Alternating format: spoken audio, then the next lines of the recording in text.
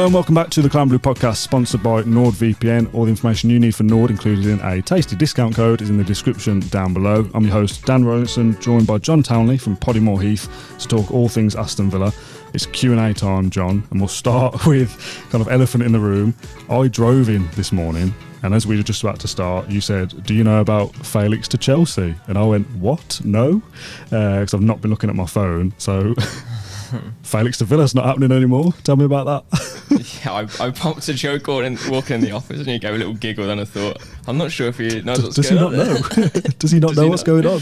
Yeah, part of the deal, or part of the deal. I don't know if it's literally part of the deal, but Gallagher's obviously going to Atletico Madrid. They were going to get Samu, the striker, Chelsea, but then apparently that's broken down. So then Felix has been offered, and that looks like it's happening. He wants to join Chelsea. He's open to joining Chelsea, and yeah, by the time this goes out, something might have even happened there. So it doesn't look like he's going to Villa at this point. I don't want to even call it a blow. I mean, it is a blow for Villa because he's obviously been the prime target, and we've put some of our eggs in that basket. But I'd like to think that Monchi has other targets, and then we'll pursue those players.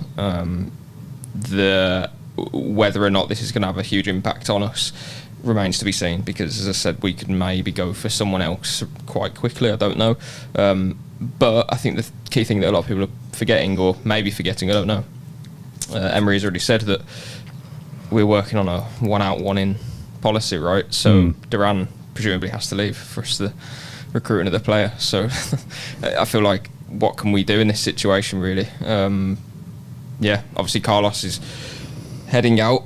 Hopefully he can secure a move elsewhere so we can bring in another defender. But then, yeah, in the forward areas, we need someone to leave to bring in another player. So whether we do that and then hope Duran leaves, I don't know. Can we take that risk? I'm not sure. But how strange is it how like the different transfer things topple into one another? That if Duran had gone to West Ham, 3 weeks ago, possibly, whenever it was, that possibly then Villa get to sign Felix. Yeah. If the Gallagher thing didn't happen with Atletico Madrid, maybe they don't even offer him to Chelsea in the first place. Like a couple of things here and there affect how various players move around.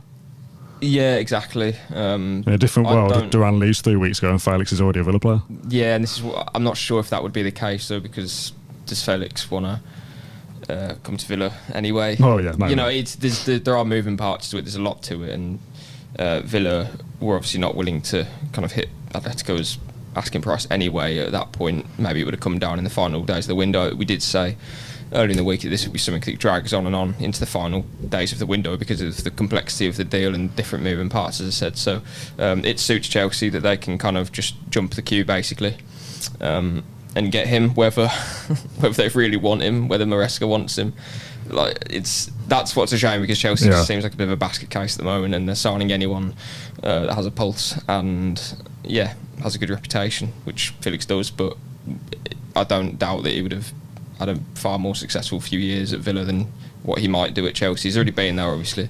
Didn't really set the world alight, but had a few good games, won against us when we beat him 2-0. So disappointing if he does go to Chelsea. I'm not going to be too disappointed that happens, like, to a point, but I won't be disappointed if we can just secure a target instead. There's plenty out there. I don't know, don't have any names at the moment, but again, Duran leaving, I'd have thought would be kind of crucial here, because Emery has literally said himself that Villa are working on one out, one in. All right, let's get into some of these questions then of what people sent in, not about João Felix. No one cares about him anymore. From Jack, first of all, says, how come Luca Dean has been starting most games in pre-season and not Ian Maatsen? Is that a fitness thing for Maatsen, or is it a getting up to speed with Emery's ways? Yeah, I'd probably say the second. Bit of both, maybe. I'm not reading too much into that. I think Maatsen will become a starter at some point. That might be the second game or the 12th. I have no idea. But yeah, we signed him obviously for £37.5 million. Obviously appreciated by Emery. So yeah, I have no doubt he'll become a star at some point. But at the same time, Luca Dean, every chance he starts against West Ham in pre-season. I think last summer as well, there was a couple of players who you would have thought might play more, or did play more in this season than they did in pre-season, obviously, but you know what I mean. More opportunities as the season went on, sort of thing. So Luca Dean played the vast majority of the Premier League games last year. Obviously missed like 4 for a hamstring injury, and then I think he was suspended because of a yellow card, 5 yellow cards for one match as well. So a very reliable player last year, definitely his best season for Villa. Yeah, I'm okay with it, sort of thing. You know, I don't know exactly why Maatsen isn't playing as many games, but there'll be a reason behind it, but it's nothing for us to worry about. Nah, he'll be starting games 100%. You don't spend that sort of money, and Luca Dini's your number one choice. Top player as well. Like I do think that when he came on in pre-season, I wouldn't say there's a notable difference, but you can see straight away that he's a quality player. I haven't seen too much of him, no 90 minutes or anything, but when he does feature, I like what I'm seeing. So yeah, I'm happy with it. Pre-season's been a little bit disjointed, which is where the next question comes from Mark, who says, do we know why Ollie Watkins wasn't in the squad against Dortmund? No, don't know exactly why. Have you asked? Yeah, I've definitely asked it. I've asked a lot. Had no answer, but yeah, that's part of my job. So yeah, Emery will obviously speak to the media on Friday. I presume it's Friday, and there'll be training videos, training pictures, etc. throughout the week. So we'll see if Watkins is in those, but I don't know what the exact reason. Matty Cash was unwell, under the weather, so whether he kind of recovers for West Ham, don't know at this stage. Obviously, it's only Monday as we record. So yeah, don't know exactly on Watkins, but hopefully all is fine for the weekend. Yeah, back from the Euros late, barely been involved in training for very long. It's not a massive surprise. Obviously, Konsa and Martinez played, so the question is, well, if they could, why couldn't Watkins? Did he have a knock or whatever? There's been some talk on social media, I don't know whether you know or whether you can say, about a behind closed doors friendly this week. You'd expect, if that is true, Watkins would feature in that if he's fit. But, and we'll come on to like West Ham later in the week, we're filming a lot of content building up to the first game of the season. It could be a tall order to ask Watkins to play no pre-season at all and then play the first game. I know he understands the system and he's crucial and he's our number 9, but he's not kicked a ball in pre-season, so there's a possibility. I think you're asking a lot from him to play 90. Yeah. I'd start him there every day of the week. I think, yeah, it's like frustrating, but at the same time, he's had a Euros. He'll be high on confidence because of what he did at the Euros. He's very fit, and you won't forget where the goal is. So, yeah, ideally you want your players back. But I kind of feel like this is part of being a successful team, really. Like, your players are good, therefore they get called up. Well, yeah. And, for example, Man City, every year, they always don't have half the squad for pre-season. I mean, the squad's very good, but some key players are never featuring pre-season. It always takes them like a few weeks at the start of the season to actually get back into the team. Yeah. Hopefully that isn't going to be the case with Villa anyway. But yeah, the top sides have to deal with that. Unfortunately for us, we don't have the kind of the quality and depth as such. We have strength in depth, but you know, if Watkins isn't playing, you know, there really isn't much there. Yeah. If the same goes for Konsa or Martinez, whereas City have different players they can call on, so it's not the same, but it is also a byproduct of being successful. Yeah. But yeah, we're not saying that those players aren't going to play. Martinez and Konsa will start if they're available. So will Watkins, I'm sure. So yeah, we'll see how that one goes later in the week. And as I said, Emery's press conference will be on Friday, so hopefully it's all clear. Bolg the Villain asks, Douglas Luiz and Moussa Diaby had a total of 28 league goal involvements last season, with the team looking a bit lacking in attack during pre-season.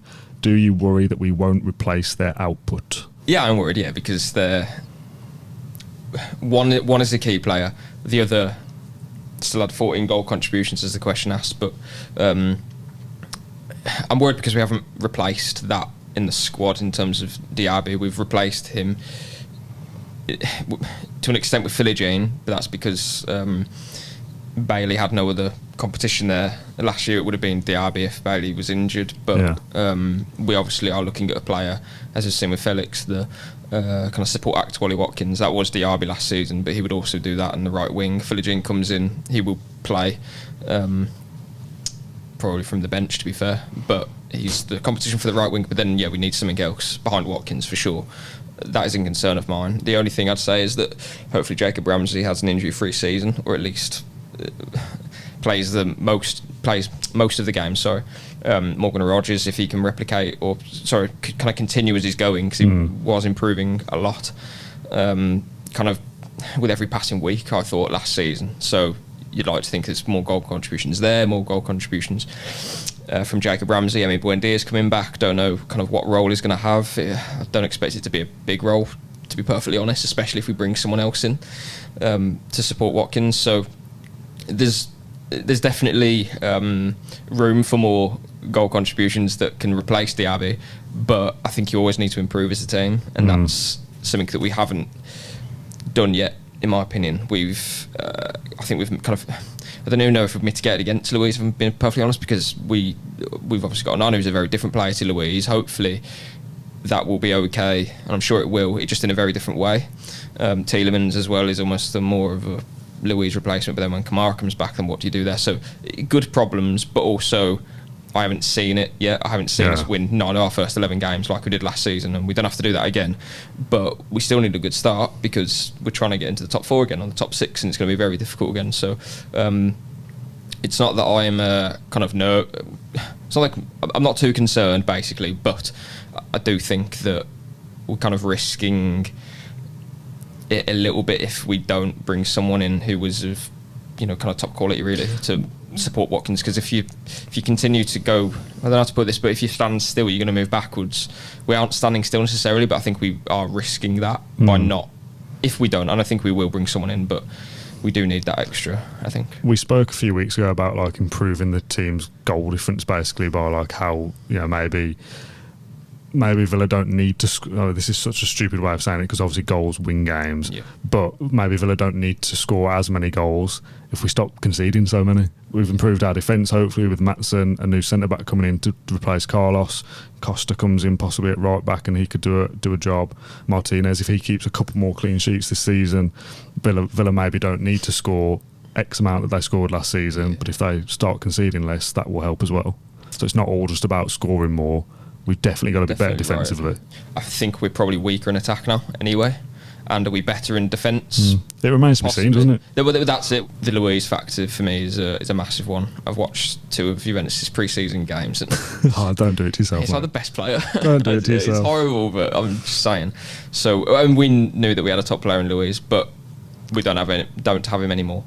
And Diaby, for as much as he wasn't kind of perfect in this system, I do think we were getting somewhere with him, and he still had really solid contributions. I think he had like 6 in his first 9 games or something, so he was keen at the start of the season and made some big contributions towards the back end as well. Assist for Luka Dean at Luton, assist for Zaniolo at West Ham, so I do think we are missing something there.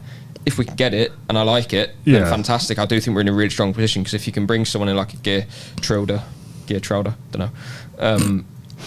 I like that defence a lot. I mean, you know how much I like him. But going forward, I just think we need just something more. Well, we haven't signed somebody yet. I think we will. I think Duran will end up leaving. We will sign somebody else. Probably not Felix now, but somebody else. And it's not an impossible task to suggest that a player comes in from a foreign league and gets 14 goal contributions, because that's exactly what Diaby did in his first season. So we're not asking somebody to come in and score 30 Premier League goals. They've got to have Diaby played every Premier League game, didn't he, last year, or featured in every game. I believe so. So 14 goal contributions in 38 games isn't like setting the world alight. It's not amazing. It's not, but it was. But it was reliably good to have that there. It was our 3rd or 4th most, which is still something to play. And again, I'm kind of going in circles, but you've got Ramsey and Rodgers who are going to probably make that between themselves at least. But then I do think we need something else. You just need that X factor, and you need to continue evolving and getting better, because teams have seen how we play from last season. So now we need to add something that's a bit different, someone that's got that top quality again. But as you said, that I'm confident we'll get something over the line. Again, it's only Monday as we talk, but we have, I can't remember how many days we have now. It's about 20, I think. We don't have a lot of days left to bring in a player who is of that quality, because then you're trying to sign a top player before the window ends. That club will say, here's the reasons why we don't want to sell him so late in the window. So, but you can identify talent that may not be kind of world beater level already, but we see something in them to go, well, we think there's something there. Yeah, again, we'll have to see what Villa. I could look at myself, but I'm not a scout, so we'll see what Villa have up their sleeve. All right, let's move on to Koalatov Mocktail, one of the best usernames that is sends us questions. It looks like Villa are in for Geertruida. Carlos appears to be on the way out. We know that Emery likes versatility, but do we think that Geertruida might be signed as a centre-back to free up Konsa for right-back, or to play right-back himself? In which case, would we still be short on depth at centre-back? No, I mean, I'm fairly certain Geertruida would be used as a right-back, and then obviously play as a 3, and Konsa would play as the centre-back, the central centre-back. So you'd have Maatsen, Torres, Konsa, Geertruida as your starting 4, and then that'd become a 3 with Maatsen pushing on. Yeah, and I really like that. I've obviously mentioned it last I think that's summer. a very good starting 11. Yeah, I really like the defence there, and mentioned it last summer that Villa need, I think, someone of the Konsa mould, because kind of to answer the second point of that question, if Konsa was to get injured, well then Geertruida can play centre-back. And then you have 2 right-backs in Cash, Nedeljkovic. So there's options that I don't think will be light on centre-backs if we sign someone, and we're clearly looking at that profile of Geertruida, Gomez, Chalobah, like someone who can do both. So yeah, I'm okay with that. It's I mean, you could say it's potentially light, but I don't know where else we would kind of strip back from, if that makes sense, because we've signed the midfielders we've signed. We look a little bit top heavy there, but I'm okay with it. Left centre back, Mings and Torres. Mings will be back hopefully shortly. It might take him a little while to get back up to speed, but we can't stockpile players, and the last thing we want to do is continue to blow up the increase our wages, and you've got problems down the line. So yeah, I'm more than happy to see the back line that we're hopefully gonna have if Carlos goes and Geertruida comes in. From Tom, he says, I'd be interested to see if John has a successful progressive passes completed stat for Pau Torres in the last game and over pre-season as a whole. Seems as though he's given the ball away quite a lot recently. Why do you think that is? Is that just pre-season cobwebs? He's not lost his ability overnight, has he? I think so, yeah. I remember in pre-season last summer there was a few moments where Torres gave the ball away a little bit too much. I put it that down just to being a bit rusty, and to be fair, the rest of his teammates as well, not quite knowing. What is that noise? I don't know. It's not thunder, is it? Surely not. Can't be. It's patterns of play. It's players showing in the right spaces and building those connections. So I'm not particularly worried about it, to be honest, at all. I don't have a progressive numbers stat, but 66 out of 73 passes he completed, so that's 90%, which is about right. I think we're kind of talking about it just because it's the critical passes that he's kind of getting wrong. It only takes 1 or 2 to skew your vision of like he had a bad game. Exactly that. Yeah. Like Konsa, I think, had 92 or 93%, and I don't remember him giving the ball away. But then Torres did, which led to the first goal for Dortmund at the weekend, which you're going to remember. And then obviously had a lapse of concentration in the box. Don't know what he was quite doing there, to be fair, for the second goal. So this is what pre-season is for. He'll still be a crucial player next season, so yeah, not worried. I saw a theory from someone online about like the intensity of pre-season, and maybe this is kind of like trying to cope a little bit because we've not had a good pre-season in terms of results, and some of the performances haven't been that good either. But it was almost like, well, we're about to embark on a really difficult Premier League campaign where we want to finish in the top 6 again. We want to go as far as we can in domestic trophies, I would assume. Every club starts out wanting to win something. And of course, we've got the Champions League with a minimum of 8 games, which, obviously we want to progress in that as well. Do you go hell for leather in pre-season? Do you know what I mean? Like, do you risk an injury when you're about to start a really important season? Does it matter that we're not like at full throttle? No. I genuinely think, as long as you can switch it on against West Ham, which you may not be able to do. I think pre-season, it's for fitness, but these days the players are running half marathons in the off-season, before they even start. So I don't think fitness is as big of a thing these days. The players are incredibly fit over the course of the season. If anything, they need the break, and they don't need to try and stay fit. I know that sounds mad. For me, pre-season, especially under Emery, is about learning exactly what he wants, and it's about finding those patterns of play and getting that rhythm again, which is again why it's a bit disappointing that Watkins is missing, or Konsa has missed the majority of, or almost all of pre-season, same as Martinez. But yeah, that's the key thing for me. It's trying these things, and if you're making mistakes, then you're going to learn from them. Torres isn't going to make that same pass against West Ham, because before he does it, he'll think, fingers crossed.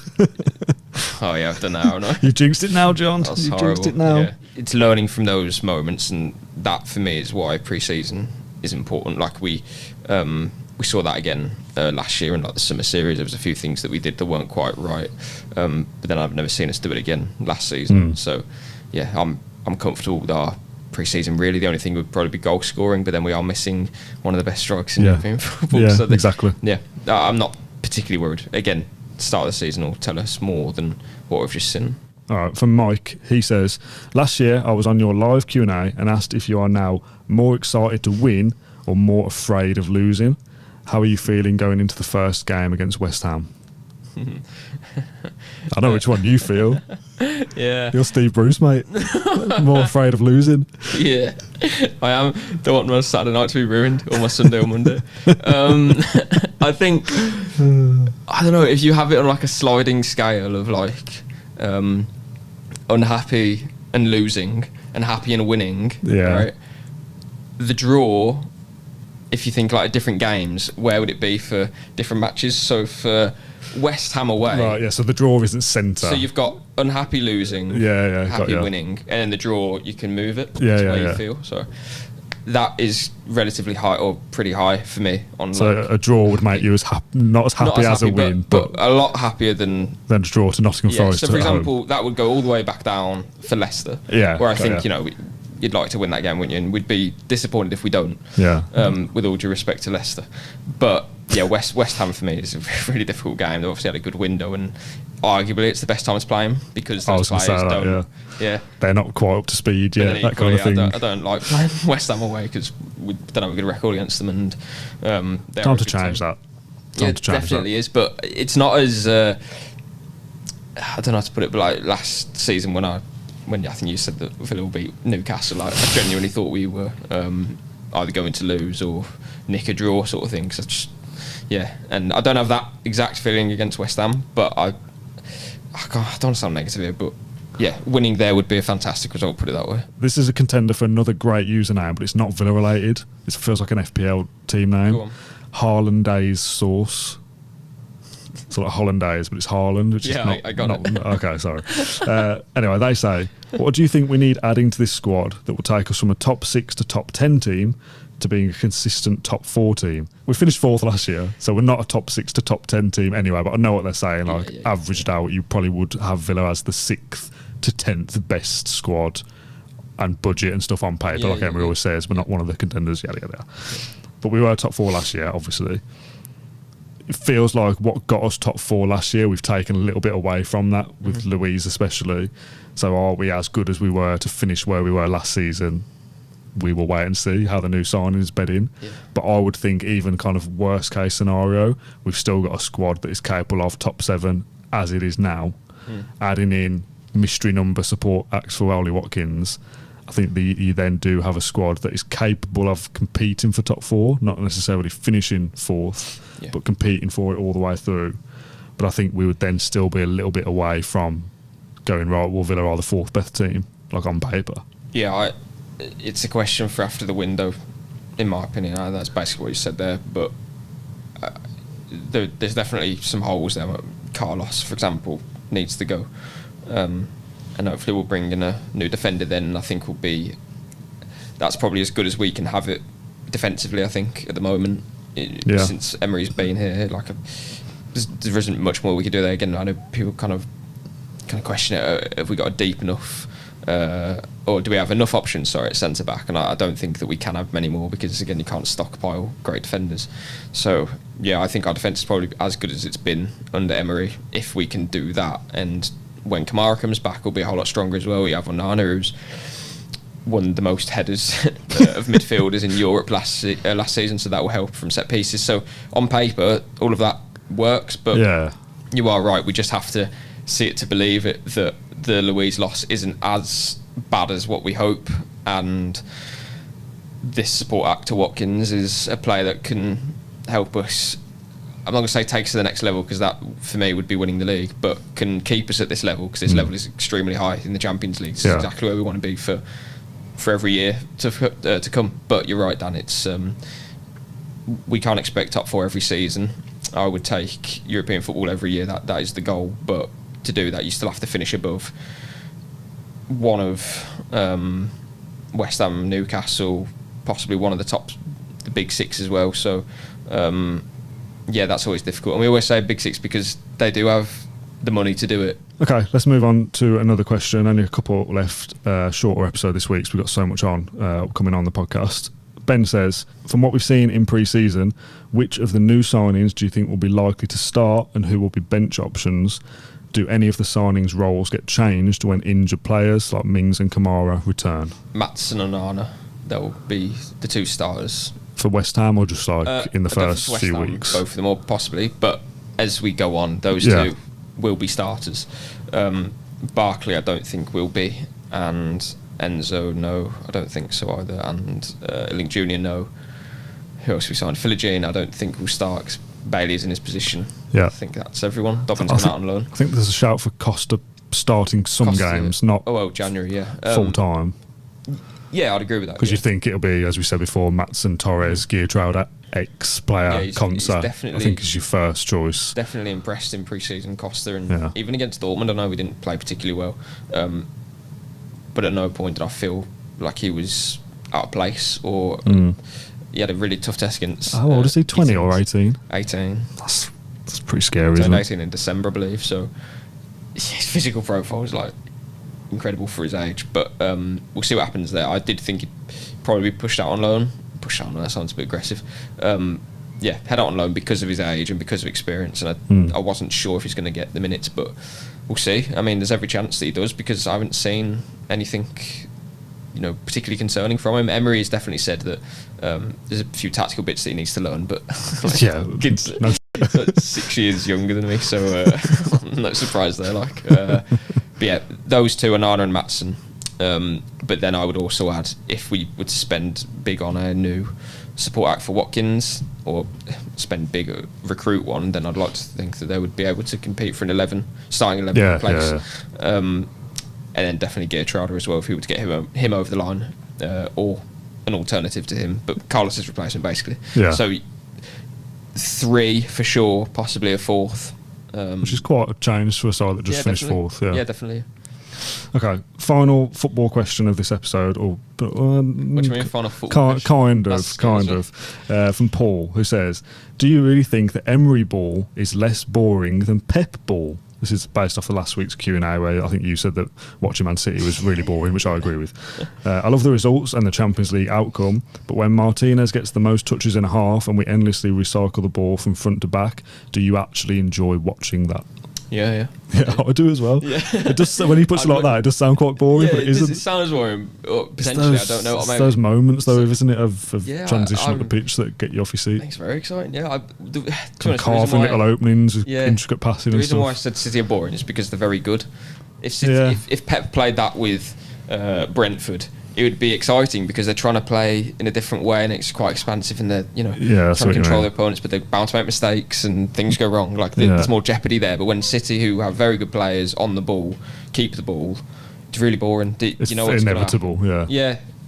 It's a bit of a waste of time. So, and that's not to say that Villa are playing with lots of jeopardy. That isn't the point because we do have a lot of control in games.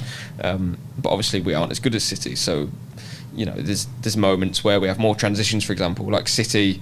When have you ever seen City kind of lead a counter-attack? It's very rare because they're constantly just in the opposition half, just passing the ball. And Rodri's there is the best midfielder in the world. So, I think we play exciting football. I think it's exciting. I'd be interested to open that up to the comments for people that are watching this on YouTube or listening. If you want to go over to the YouTube channel, how you assess kind of the entertainment factor of Emery's football, I suppose, because there is an element of kind of pragmatism to it, like a cautiousness in some elements. In a positive way, I think. Yeah, but not certainly not in a boring way. But no. I'd open that up to other fans to see what they say. We've got a couple of silly questions, then we've got comment of the week. Before we do those, though, I want to give a shout out. I mentioned it on Twitter weeks ago from I don't have it in front of me, the company, but a marketing company, whatever it was, sent us a package for Podimore Heath, and it's been at my house ever since. I bought it with me. It was in like a really nice big black box with a Villa badge on, like a nice kind of velvety material and everything, really nice. But I couldn't carry that in, so I just bought it in an Asda carrier bag over there with bananas all over it. I've really done it a disservice. But I've got the things down here in front of me, and I'm just going to chuck them to you, and we can show them and just say thank you. And all this stuff is either going to live, you can take some of it home, or some of it will stay in the office. I can take some home. There's a water bottle. We'll start with that. We have 3 Aston Villa Part of the Pride flasks, if you want to. I'll use that today. So they sent 3 of each thing for you, me, and Matt. So you can either keep that here, you can take it home. For those listening, Johnny's going to fill that up now without washing it. Also, again, this is for those listening, there's a squad photograph of the men's and the women's team with, there's Douglas Luiz, John. Sat front and centre. This is obviously last year's stuff, which is signed by this one specifically. It's got 3 signatures on it, but there's about 20 of these with different signatures on. So I might give these away if people want one. Maybe I'll just leave them around Villa Park or something. Like I'll put one outside Villa Park on a match day and say like it's here. Whoever goes and gets it, they can have it. I'll just do that like 20 times. Yeah. There was also 3 of these little, again, Part of the Pride, claret and blue notepads. So John, when you're doing some important journalism work, you could jot some notes down. Also, 3 of these little Aston Villa sponge balls, like kids balls. I've kept one at home for my son. He loves it. So you can keep that, John, if you want. Yeah. You can play with that when you've got some free time. We've also got a signed shirt from last year. So the round badge, Castor, it's still got the label in it as well. So for shirt collectors, this would be worth a bob or two. I might get this framed and put in here. Also, why have they given them to us? Because they like the podcast. Is that true? Whoever this was, they like the podcast. So, signed by the whole squad. Again, rubbish with signatures, but everyone's on there apparently. I know that's Tielemans because it's an 8. And then the final thing was last year's Premier League ball, signed by the whole squad again. When I came into the office, this was on John's chair, and he picked it up and started kicking it, and I was like, it's signed. We need this in a plinth. This is not to be kicked around. But if you want to do a couple of keepy-ups on camera... I'm really shy now. You can. There we go. This is my favourite for sure. I mean, the shirt's good. The shirt's cool and the ball, I always think the ball's cool. We're told that this studio is going to be renovated over this next couple of weeks, so hopefully the next time that we come into the office in a few weeks' time, we're filming a few bits today, we want to get like a bookshelf in the background, some things on the walls, so maybe like a little... like a glass case maybe for this ball. We can put shirts up along the wall behind John here. Yeah, we can do a lot of stuff in here. Stay in the studio. Yeah, I'd have to take it home and boot it around. I wouldn't do that. I'd keep it. The shirt and the ball definitely stay in the studio. This needs to be in a little glass case or something.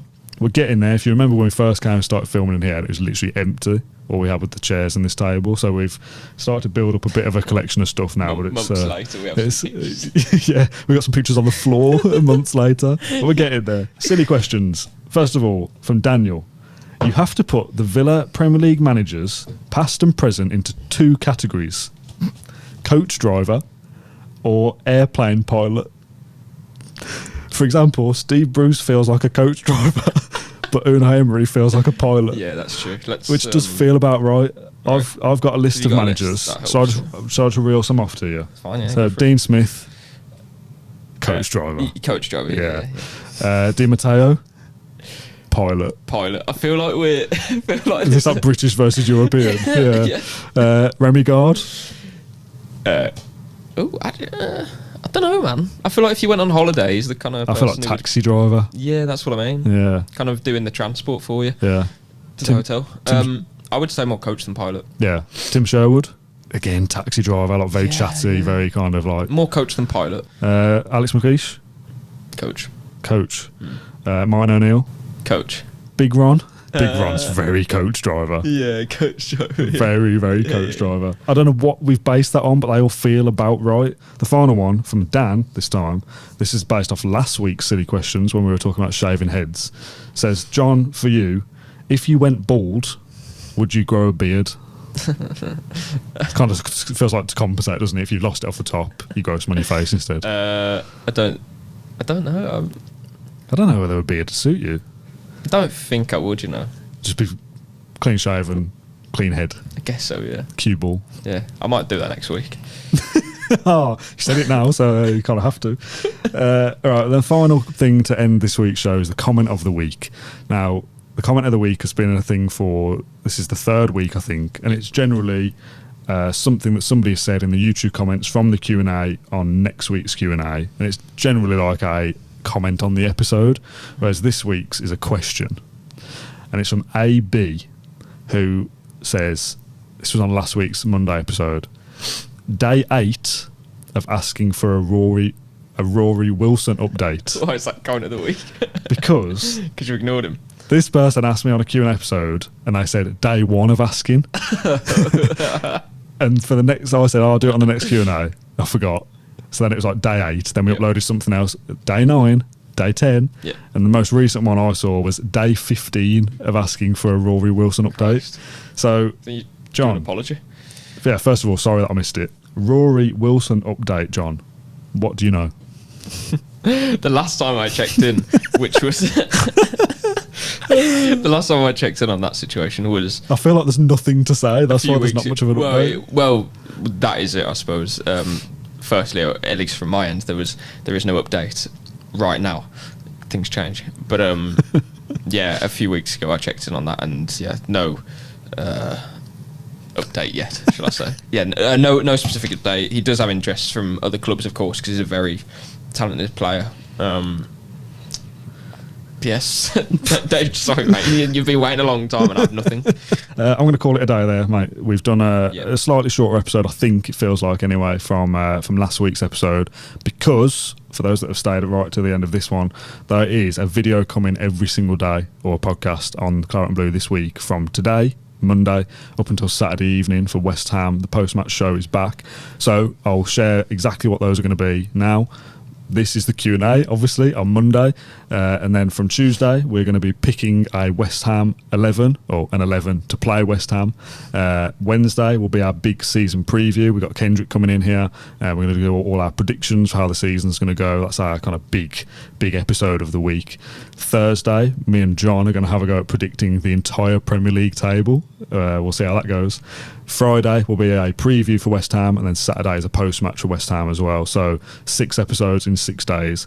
I'm going to try and release them all on an evening. So if you, it's a bit of a routine. Then you can come back every day at 5 or 6 o'clock, and there'll be a new podcast from Claret and Blue every single day this week, starting with this one. So John, you look very comfortable and relaxed. Thank you for joining me. I was going to do something where the outro would be me throwing the ball at the camera, but I don't think that would work well, would it? I'd rather you didn't knock the camera off the tripod, to be honest.